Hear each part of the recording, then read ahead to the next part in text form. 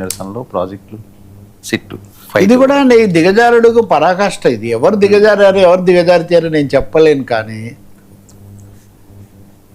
తెలంగాణలో ఒక సైకో అనేవాడు పోస్కో కేసులో చిక్కుకొని ఆ అమ్మాయిలను తన కుటుంబాన్ని కూడా ఆరుగురిని హతమార్చి చివరికి అతను కూడా ఆత్మహత్య చేసుకున్నాడు. అతను వీడియో విడుదల చేసాడన్నారు. అది తిరుగుతోంది.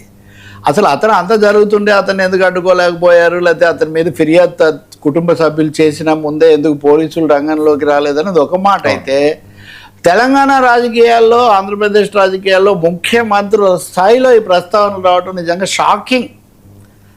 ఏ విధంగా అయితే తెలంగాణలో ఆ సైకో తన కుటుంబాన్ని అంతా తనే తప్పు చేసి ఆ కుటుంబాన్ని అంత సామూహికంగా వధించాడో ఊచకవత కౌచాడో, ఆంధ్రప్రదేశ్లో జగన్మోహన్ రెడ్డి కూడా అటువంటి ఆయనే. తను తప్పు చేసి మా మీదకి నడతాడని చిట్ చాట్లో చంద్రబాబు గారు అన్నట్టుగా, ముఖ్యమంత్రి చంద్రబాబు గారు అన్నట్టుగా అంతా వస్తుంది. అదే మీరు తెలంగాణలోకి వస్తే ఈ సైకో లాంటి ఆయనే రేవంత్ రెడ్డి. వీళ్ళందరినీ అసలు ఏం ప్రయోజనం లేవు, తన కోసం ఎంతమందినైనా తుదముట్టి ఇస్తాడు అది ఇది అని బీఆర్ఎస్ నాయకుడు హరీష్ రావు గారు ఆరోపిస్తారు. కేసీఆర్ గారు ఫామ్ హౌస్లో కూర్చుండిపోయాడు. ఆయన అసలు మనిషి కాదు, రాక్షసుడు. అదేది సినిమాలో లాగా, అరుంధతి సినిమాలో లాగానే ఆయన అని రేవంత్ రెడ్డి అంటారు. సరే, ముఖ్యమంత్రులు, మాజీ ముఖ్యమంత్రులు, ప్రతిపక్ష నాయకులు, మాజీ మంత్రులు, సీనియర్ మోస్ట్ లీడర్, సీనియర్లు అయిన నాయకులు మరీ వాళ్ళను సైకోలో నరరూప రాక్షసులతో పోల్చుకొని రోజు అవి మాట్లాడుతుంటే అసలు ప్రజల మీద, ప్రజాస్వామ్యం మీద, రాజకీయ చర్చల మీద కాదు, నిర్ణయాల మీద, విధానాల మీద, వ్యూహాల మీద ఏం అభిప్రాయం కలుగుతుంది సార్? ఇది నిజంగా చాలా ఆవేదన కలిగించే విషయం. మీరు తప్పుంటే చర్యలు తీసుకోండి. అధికారంలో ఉన్నవాళ్ళు, అధికారాలు చేసిన వాళ్ళు అన్నీ ఉన్నాయి కదా. అంటే మరీ మన ప్రభుత్వాలు, మన రాజకీయాలు అంత ఆ సైకో స్థాయికి అందరూ అయిపోయారా? ఒకరంటే సరే, నేను ఇప్పుడు 4 ఉదాహరణలు చెప్పాను మీకు. ఒకరిని అనుంటే అప్పుడు ఏదో వాళ్ళ కోపంతో అనుకున్నారని, వీళ్ళు మనుషులే కాదని వాళ్ళు రాక్షసులని వీళ్ళు. ఇంకొకటి చూస్తే కనుక ఈ ప్రాజెక్టులు వీటన్నిటినీ ఆపుతున్నారు వీళ్ళు. వీళ్ళ మీద ఏదో అంటే మేము రక్తం ధారపోతేనే వీటిని ఆపుతాం, ఇంకా మా రక్తమే మీకు కావాలంటే ఏది ఒక మాట అన్నాడు రేవంత్ రెడ్డిని. ఎక్కడ ఏమని, మీరు కనుక అడ్డుకుంటే ఇక్కడ రక్తం పారుతుంది అని ఆయన ఎక్కడో అన్నారు, మహబూబ్నగర్ జిల్లా పర్యటనలో అని ఆయన అన్నారని. కాబట్టి మీరు మా నీళ్ళు అడిగితే రక్తం అంటావా, ఇదిగో మేము రక్తం ఇవ్వడానికి సిద్ధంగా ఉన్నామని బీఆర్ఎస్ వాళ్ళు రక్తదానం చేసి ఆ రక్తం పాకెట్లు పట్టుకొని ముఖ్యమంత్రి ఇంటికి యాత్ర. ఇవన్నీ కొత్త పోకడలు అండి. ఈ రక్తము, రాక్షసులు, వీటి రాజకీయాలు, వీటన్నిటిని కలగలుపుతున్నటువంటి ఈ పరిస్థితి మటుకు చాలా ఆందోళన కలుపుతుంది. సమస్యల మీద మాట్లాడండి, ఏం చేయాలో చెయ్యండి. ప్రజలు ఏమన్నా రక్తాన్ని, రాక్షసులను ప్రజలు ఎందుకు కోరుకుంటున్నారు? ఎందుకు ఇవన్నీ పెంచుతున్నారు ఒకదాని తర్వాత ఒకటి? తీరా సమస్య ఏమైనా పరిష్కారం అవుతుందా? కాళేశ్వరం నీళ్ళు ఇవ్వాలి, కన్నెపల్లి నుంచి నీళ్ళు ఇవ్వచ్చా లేదా? ఇవ్వచ్చు అని బీఆర్ఎస్ బలంగా నమ్ముతుంది. ఇవ్వకూడదు, ఇస్తే డేంజర్ అని నేషనల్ డ్యామ్ సేఫ్టీ అథారిటీ చెప్పిందని ప్రభుత్వం, రేవంత్ రెడ్డి ప్రభుత్వం అదే వాదిస్తుంది. మీరు కోర్టుకు వెళ్ళండి. ఇప్పుడు నీళ్ళు ఇచ్చే అవకాశం ఉండి ఇవ్వడం లేదు అంటే.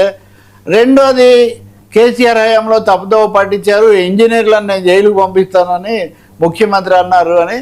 ఇంజనీర్ల అసోసియేషన్ కూడా మరి ఇంజనీర్లను మీరు జైలుకు పంపిస్తారా, మా మీద మీరు కక్ష కడతారా, ప్రభుత్వాలు చేయాల్సిన పని ఇదేనా అని. అంటే ఈ వాద వివాదాల గోదాలో అన్నట్టుగా ఈ గోదాగా మారిపోయి ఎంత దూరం వెళ్తున్నారు, ఎలాంటి భాష వాడుతున్నారు. ఇంతకంటే ఏముంటుంది వర్మ గారు? జర్నలిస్టులుగా మనం మాట్లాడడానికి సైకోలు, రాక్షసులు, శవాలు, రక్తాలు.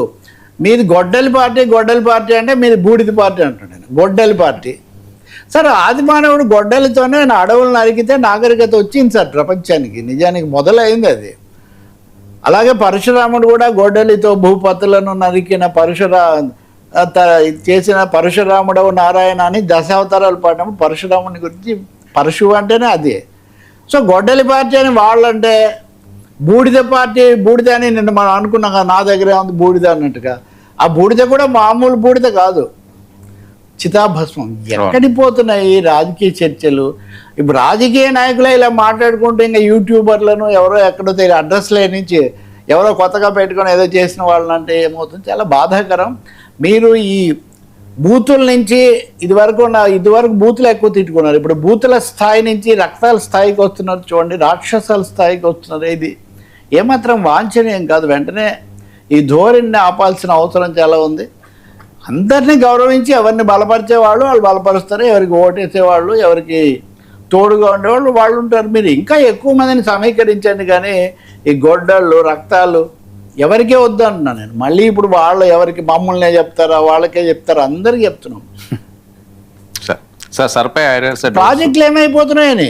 ఇప్పుడు నిజానికి నిన్న ప్రాజెక్టుల విషయంలో తుంగభద్ర జలాల విషయం ఒకటి వచ్చింది. సుప్రీంకోర్టు కూడా ఆంధ్రప్రదేశ్కు నోటీసులు ఇవ్వండి బనకచెర్ల దాని మీద ఇవ్వకుండా, ఇంకా మీరు మరిన్ని వివరాలతో వస్తే తప్ప మేము విచారించలేము, మీరు రండి అని తెలంగాణ రేవంత్ ప్రభుత్వానికి చెప్పారు.